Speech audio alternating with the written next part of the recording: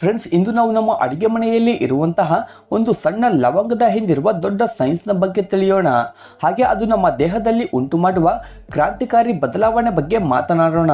ಸಾಮಾನ್ಯವಾಗಿ ಲವಂಗ ಅಂದ್ರೆ ನಮ್ಮ ಬಿರಿಯಾನಿಯಲ್ಲಿ ಹಾಕುವಂತಹ ಒಂದು ಮಸಾಲಾ ಪದಾರ್ಥವಾಗಿ ಅಥವಾ ಹಲ್ಲು ನೋವಿಗೆ ಬಳಸುವಂತಹ ಮನೆಯ ಮದ್ದಾಗಿ ನೋಡ್ತೇವೆ. ಆದ್ರೆ ವಿಷಯ ಅದಲ್ಲ. ಲವಂಗವನ್ನು ಬಾಯಲ್ಲಿ ಹಾಕೊಂಡು ಅಗೆಯುವ ಒಂದು ಸಣ್ಣ ಅಭ್ಯಾಸವನ್ನು ಒಂದು ಪದ್ಧತಿಯ ಪ್ರಕಾರ ಮಾಡಿದ್ರೆ ಅದು ನಮ್ಮ ದೇಹದಲ್ಲಿನ ಆರೋಗ್ಯ ಸಿಸ್ಟಮ್ ಅನ್ನು ಹೇಗೆ ಆಕ್ಟಿವ್ ಮಾಡುತ್ತೆ ಅನ್ನೋದು ಬಹಳಷ್ಟು ಜನಕ್ಕೆ ಗೊತ್ತಿಲ್ಲ. ಬಹಳಷ್ಟು ಜನರು ಅವರಿಗೆ ಬರುವ ಅನೇಕ ಆರೋಗ್ಯ ಸಮಸ್ಯೆಗಳನ್ನು ವಯಸ್ಸಿನೊಂದಿಗೆ ಬರುವ ಬದಲಾವಣೆಗಳು ಅಂತ ಭಾವಿಸಿ ಅವುಗಳೊಂದಿಗೆ ರಾಜಿಯಾಗಿ ಬದುಕ್ತಾ ಇರ್ತಾರೆ. ಆದ್ರೆ ನಮ್ಮ ಡೈಲಿ ರೊಟೀನ್ ಲೈಫ್ ನಲ್ಲಿ ಮಾಡುವಂತಹ ಒಂದು ಸಣ್ಣ ಬದಲಾವಣೆಯಿಂದ ಅನೇಕ ರೋಗಗಳನ್ನು ಹೇಗೆ ಸುಧಾರಿಸಬಹುದು ಅಂತ ನಾವು ಅತ್ಯಂತ ವಿವರವಾಗಿ ಸೈಂಟಿಫಿಕ್ ಆಗಿ ಇವತ್ತಿನ ವಿಡಿಯೋದಲ್ಲಿ ಚರ್ಚಿಸೋಣ. ಅಷ್ಟಕ್ಕೂ ಲವಂಗವನ್ನು ತಿನ್ನುವುದರಿಂದ ನಮ್ಮ ದೇಹದಲ್ಲಿನ ಕಮ್ಯುನಿಕೇಶನ್ ಸಿಸ್ಟಮ್ ಹೇಗೆ ಆಕ್ಟಿವ್ ಆಗುತ್ತೆ, ಹಾಗೆ ಅದು ನಮ್ಮ ನರಮಂಡಲಕ್ಕೆ ಅರ್ಥವಾಗುವ ಭಾಷೆಯಲ್ಲಿ ಹೇಗೆ ಬದಲಾಗುತ್ತೆ ಎಂಬ ಕಂಪ್ಲೀಟ್ ಡೀಟೇಲ್ ಇನ್ಫಾರ್ಮೇಶನ್ ಅನ್ನು ಈಗ ನೋಡೋಣ. ಲವಂಗಗಳನ್ನು ಅಗೆಯುವುದು ಕೇವಲ ಒಂದು ಬ್ಯಾಕ್ಟೀರಿಯಾವನ್ನು ಕೊಲ್ಲುವ ಪ್ರಾಸೆಸ್ ಮಾತ್ರವಲ್ಲ, ಇದು ಅದಕ್ಕಿಂತ ಆಳವಾದ ಸೆಫಾಲಿಕ್ ಫೇಸ್ ರೆಸ್ಪಾನ್ಸ್ ಎಂಬ ಸೈಂಟಿಫಿಕ್ ಪ್ರಿನ್ಸಿಪಲ್ ನ ಮೇಲೆ ಕೆಲಸ ಮಾಡುತ್ತೆ. ಸಾಮಾನ್ಯವಾಗಿ ನಾವು ಏನಂತ ಅನ್ಕೋತೀವಿ ಅಂದ್ರೆ ಆರೋಗ್ಯ ಅಥವಾ ಜೀರ್ಣಕ್ರಿಯೆ ಎಂಬುದು ಆಹಾರ ಹೊಟ್ಟೆಗೆ ಹೋದ ನಂತರ ಪ್ರಾರಂಭವಾಗುತ್ತೆ ಅಂತ. ಆದ್ರೆ ಸೈನ್ಸ್ ಏನಂತ ಹೇಳುತ್ತೆ ಅಂದ್ರೆ ನೀವು ಯಾವುದೇ ಆಹಾರವನ್ನು ಬಾಯಿಗೆ ಹಾಕಿದ ತಕ್ಷಣ ಅದು ಹೊಟ್ಟೆಗೆ ಹೋಗುವ ಮುಂಚೆಯೇ ನಿಮ್ಮ ಬಾಯಿಯಲ್ಲಿರುವ ಸಾವಿರಾರು ಸಂಖ್ಯೆಯ ಸೆನ್ಸರ್ಸ್ಗಳು ನಿಮ್ಮ ಮೆದುಳಿಗೆ ಹೈ ಸ್ಪೀಡ್ ಎಲೆಕ್ಟ್ರಿಕ್ ಸಿಗ್ನಲ್ಸ್ಗಳನ್ನು ಕಳಿಸ್ತವೆ. ಈ ಸಿಗ್ನಲ್ಗಳು ಬಂದ ಕೂಡಲೇ ನಿಮ್ಮ ಮೆದುಳು ದೇಹದಲ್ಲಿನ ಎಲ್ಲ ಭಾಗಗಳಾದ ಲಿವರ್, ಹೊಟ್ಟೆ, ಪ್ಯಾಂಕ್ರಿಯಾಸ್ಗಳನ್ನು ಡೈಜೆಷನ್ಗೋಸ್ಕರ ಅಲರ್ಟ್ ಮಾಡುತ್ತೆ. ಅಂದರೆ ದೇಹದ ರಿಪೇರಿ ಪ್ರಾಸೆಸ್ ಅನ್ನೋದು ನಿಮ್ಮ ಹೊಟ್ಟೆಯಲ್ಲಿ ಅಲ್ಲ, ನಿಮ್ಮ ತಲೆಯಲ್ಲೇ ಪ್ರಾರಂಭವಾಗುತ್ತೆ. ಹಾಗೆ ಲವಂಗ ನೀಡುವ ಆ ಬಲವಾದ ರುಚಿ ಈ ಸಿಗ್ನಲಿಂಗ್ ಸಿಸ್ಟಮ್ ಅನ್ನು ಪವರ್ಫುಲ್ ಆಗಿ ಆಕ್ಟಿವೇಟ್ ಮಾಡುತ್ತೆ. ಆದ್ರೆ ನಾವು ಒಂದು ಲವಂಗವನ್ನು ಬಾಯಿಗೆ ಹಾಕಿ ನಿಧಾನವಾಗಿ ಅಗೆಯಲು ಪ್ರಾರಂಭಿಸಿದಾಗ ನಮ್ಮ ದೇಹದಲ್ಲಿ 3 ಹಂತದ ನ್ಯೂರೋಲಾಜಿಕಲ್ ಕ್ಯಾಸ್ಕೇಡ್ ಪ್ರಾರಂಭವಾಗ್ತವೆ. ಇದರ ಬಗ್ಗೆ ಪ್ರತಿಯೊಬ್ಬರು ತಿಳ್ಕೊಳ್ಬೇಕು. ಮೊದಲನೆಯದು, ನಮ್ಮ ಲಾಲಾರಸದ ಗ್ರಂಥಿಗಳು ನೇರವಾಗಿ ಮೆದುಳಿನಲ್ಲಿರುವ ಬೆನ್ನುಮೂಳೆ ನರಗಳೊಂದಿಗೆ ಡೈರೆಕ್ಟ್ ಆಗಿ ಕನೆಕ್ಟ್ ಆಗಿರ್ತವೆ. ಲವಂಗದಲ್ಲಿರುವ ಸುಗಂಧ ರುಚಿ ನಾಲಿಗೆಗೆ ಸ್ಪರ್ಶಿಸಿದ ತಕ್ಷಣ ಮೆದುಳು ತಕ್ಷಣ ಲಾಲಾರಸವನ್ನು ಬಿಡುಗಡೆ ಮಾಡು ಅಂತ ಆದೇಶಿಸುತ್ತೆ. ಇದರಿಂದ ಅಮೈಲೇಸ್ ನಂತಹ ಎಂಜೈಮ್ಗಳಿರುವ ಲಾಲಾರಸವು ಭಾರಿ ಪ್ರಮಾಣದಲ್ಲಿ ಉಕ್ಕುತ್ತೆ. ಇದು ನಾವು ತಿನ್ನಲಿರುವ ಆಹಾರವನ್ನು ಜೀರ್ಣಿಸಲು ಮೊದಲ ಮತ್ತು ಅತಿ ಮುಖ್ಯವಾದ ಹಂತ. ಇನ್ನು ಎರಡನೆಯದು ಸೆನ್ಸಿಟಿವ್ ನರ್ವೆ ಟ್ರಿಗರಿಂಗ್. ಈ ಲವಂಗ ನೀಡುವ ಬೆಚ್ಚಗಿನ ಹಾಗೆ ಘಾಟುವಿನ ಭಾವನೆಯಿಂದ ನಮ್ಮ ಮುಖದಲ್ಲಿ ಟ್ರಿಜೆನಲ್ ಮತ್ತು ಫೇಶಿಯಲ್ ನರಗಳು ಒಮ್ಮೆಲೆ ಉತ್ತೇಜಗೊಳ್ತವೆ. ಇದು ಮೆದುಳಿಗೆ ಏನೋ ಶಕ್ತಿಶಾಲಿ ಪದಾರ್ಥವು ದೇಹಕ್ಕೆ ಪ್ರವೇಶಿಸಿದೆ ಅಂತ ಎಚ್ಚರಿಕೆ ಕಳುಹಿಸುತ್ತೆ. ಇನ್ನು ಮೂರನೆಯದು ವೇಗಸ್ ನರ್ವೆ ಸ್ಟಿಮ್ಯುಲೇಷನ್. ಈ ಸಿಗ್ನಲ್ಗಳು ಬ್ರೈನ್ಗೆ ತಲುಪಿದ ತಕ್ಷಣ ಅದು ವೇಗಸ್ ನರ್ವ್ ಎಂಬ ಒಂದು ಉದ್ದವಾದ ನೆಟ್ವರ್ಕ್ ಮೂಲಕ ಹೊಟ್ಟೆ, ಲಿವರ್ ಮತ್ತು ಪ್ಯಾಂಕ್ರಿಯಾಸ್ಗಳಿಗೆ ಕೆಮಿಕಲ್ ಫ್ಯಾಕ್ಟರಿಯನ್ನು ಸ್ಟಾರ್ಟ್ ಮಾಡು ಅಂತ ಆದೇಶಿಸುತ್ತೆ. ಇದು ನಿಮ್ಮ ಸಂಪೂರ್ಣ ಜೀರ್ಣಕ್ರಿಯೆಯನ್ನು ಅಂದ್ರೆ ಮೆಟಬಾಲಿಸಮ್ ಅನ್ನು ರಿಸೆಟ್ ಮಾಡುತ್ತೆ. ಫ್ರೆಂಡ್ಸ್, ಇಲ್ಲಿವರೆಗೂ ನಾವು ಲವಂಗವನ್ನು ಅಗೆಯುವುದರಿಂದ ದೇಹದಲ್ಲಿ ಏನೆಲ್ಲ ಬದಲಾವಣೆಗಳು ಆಗ್ತವೆ ಅಂತ ನೋಡಿದ್ವಿ. ಆದ್ರೆ ಈಗ ನಾವು ಲವಂಗವನ್ನು ಅಗೆಯುವುದರಿಂದ ದೇಹದಲ್ಲಿ ಉಂಟಾಗುವ ಅದ್ಭುತ ಪ್ರಯೋಜನಗಳ ಬಗ್ಗೆ ತಿಳಿಯೋಣ. ಅದಕ್ಕಿಂತ ಮುಂಚೆ ನೀವಿನ್ನು ನಮ್ಮ ಚಾನಲ್ಗೆ ಸಬ್ಸ್ಕ್ರೈಬ್ ಆಗಿಲ್ಲ ಅಂದ್ರೆ ತಕ್ಷಣ ಸಬ್ಸ್ಕ್ರೈಬ್ ಮಾಡ್ಕೊಳ್ಳಿ. ಹಾಗೆ ವಿಡಿಯೋ ಇಷ್ಟವಾದ್ರೆ ವಿಡಿಯೋಗೆ ಒಂದು ಲೈಕ್ ಮಾಡಿ. ಬೆನಿಫಿಟ್ 10. ಆಹಾರ ಹೊಟ್ಟೆಗೆ ಹೋಗುವ ಮುಂಚೆಯೇ ನಿಮ್ಮ ಡೈಜೆಷನ್ ಸಿಸ್ಟಮ್ ಅನ್ನೋದು ಇಂಪ್ರೂವ್ ಆಗುತ್ತೆ. ಈ ಲವಂಗವನ್ನು ಅಗೆಯುವ ಮೂಲಕ ನಿಮ್ಮ ಹೊಟ್ಟೆಯಲ್ಲಿ ಹೈಡ್ರೋಕ್ಲೋರಿಕ್ ಆಸಿಡ್ ಅನ್ನು ಸೂಕ್ತ ಮಟ್ಟದಲ್ಲಿ ಉತ್ಪಾದಿಸಲು ನಿಮ್ಮ ದೇಹವನ್ನು ನೀವೇ ಸಿದ್ಧಪಡಿಸಿಕೊಳ್ತೀರಿ. ಇದರಿಂದ ನಾವು ತಿನ್ನುವ ಪ್ರೋಟೀನ್ಗಳು ಅಂದ್ರೆ ಕಾಳುಗಳು, ಮಾಂಸ ಇತ್ಯಾದಿಗಳು ಬೇಗನೆ ಜೀರ್ಣವಾಗ್ತವೆ. ಹಾಗೆ ಊಟದ ನಂತರ ಬರುವ ಗ್ಯಾಸ್, ಹೊಟ್ಟೆ ಉಬ್ಬರ ಮತ್ತು ಸೋಮಾರಿತನದ ಭಾವನೆ ಅನ್ನೋದು ತಕ್ಷಣ ಮಾಯವಾಗುತ್ತವೆ. ಬೆನಿಫಿಟ್ 9. ಬಾಯಿಯ ದುರ್ವಾಸನೆ ಅನ್ನೋದು ಕೇವಲ ಹಲ್ಲುಗಳ ನಡುವೆ ಸಿಕ್ಕಿ ಹಾಕೊಂಡ ಆಹಾರದಿಂದ ಮಾತ್ರವಲ್ಲ, ಅದು ನಿಮ್ಮ ಗಟ್ ಅಥವಾ ಸೈನಸ್ಗಳಲ್ಲಿರುವ ಹಾರ್ಮೋನ್ ಇಂಬ್ಯಾಲೆನ್ಸ್ಗಳಿಂದ ಕೂಡ ಬರುತ್ತೆ. ಆದರೆ ಲವಂಗದಲ್ಲಿರುವ ಯೂಜಿನಾಲ್ ಆಂಟಿಸೆಪ್ಟಿಕ್ನಂತೆ ಕೆಲಸ ಮಾಡಿ ಬ್ಯಾಕ್ಟೀರಿಯಾವನ್ನು ಕೊಲ್ಲುವುದಲ್ಲದೆ ಬಾಯಿಯಲ್ಲಿ ಲಾಲಾರಸವನ್ನು ಹೆಚ್ಚಿಸಿ ಒಂದು ಆಲ್ಕಲೈನ್ ವಾತಾವರಣವನ್ನು ಸೃಷ್ಟಿಸುತ್ತೆ. ಅಂದರೆ ಬಾಯಿಯಲ್ಲಿ pH ಮಟ್ಟವನ್ನು ಸಮತೋಲನಗೊಳಿಸುತ್ತದೆ. ಈ ಗುಣದಿಂದ ದುರ್ವಾಸನೆ ಉಂಟು ಮಾಡುವ ಸಲ್ಫರ್ ಬ್ಯಾಕ್ಟೀರಿಯಾ ಬೆಳೆಯುವುದಿಲ್ಲ.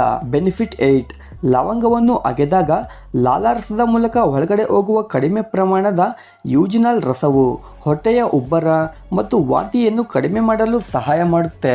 ಇದು ಒಂದು ಮೈಲ್ಡ್ ಆಂಟಿಸ್ಪೋಡಿಕ್ ನಂತೆ ಕೆಲಸ ಮಾಡುತ್ತೆ. ಅಂದರೆ ಹೊಟ್ಟೆಯಲ್ಲಿರುವ ಮೃದು ಕಂಡರಗಳ ಉದ್ವೇಗವನ್ನು ಇದು ಕಡಿಮೆ ಮಾಡುತ್ತೆ. ನೀವು ಲವಂಗವನ್ನು ಅಗೆದಾಗ ಬರುವ ಸೂಕ್ಷ್ಮ ಪ್ರಮಾಣದ ರಸವು ಹೊಟ್ಟೆಯ ಲೈನಿಂಗ್ ಅನ್ನು ಶಾಂತಗೊಳಿಸುತ್ತೆ. ಇದು ಜೀರ್ಣಕ್ರಿಯೆ ಮಂದಗತಿಯಾಗುವುದರಿಂದ ಬರುವ ವಾಂತಿ ಮತ್ತು ಹೊಟ್ಟೆಯ ಉಬ್ಬರ ಮತ್ತು ಹೊಟ್ಟೆಯ ನೋವನ್ನು ಕಡಿಮೆ ಮಾಡಲು ಅತ್ಯಂತ ಪರಿಣಾಮಕಾರಿ ಮಾರ್ಗ. ಬೆನಿಫಿಟ್ 7.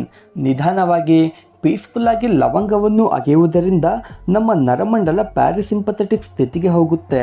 ಇದು ಸ್ಟ್ರೆಸ್ ಹಾರ್ಮೋನ್ ಆಗಿರುವ ಕಾರ್ಟಿಸಾಲ್ ಅನ್ನು ಕೌಂಟರ್ ಬ್ಯಾಲೆನ್ಸ್ ಮಾಡುತ್ತೆ. ಈ ಕಾರ್ಟಿಸಾಲ್ ಅನ್ನೋದು ಇನ್ಸುಲಿನ್ ಕಾರ್ಯನಿರ್ವಹಣೆಯನ್ನು ತಡೆಯುತ್ತೆ. ಕಾರ್ಟಿಸಾಲ್ ಕಡಿಮೆಯಾದರೆ ಇನ್ಸುಲಿನ್ ಉತ್ತಮವಾಗಿ ಕೆಲಸ ಮಾಡುತ್ತೆ. ಆದ್ದರಿಂದ ಈ ಶಾಂತತೆಯಿಂದ ಇನ್ಸುಲಿನ್ ಸೆನ್ಸಿಟಿವ್ ಹೆಚ್ಚಾಗುತ್ತೆ.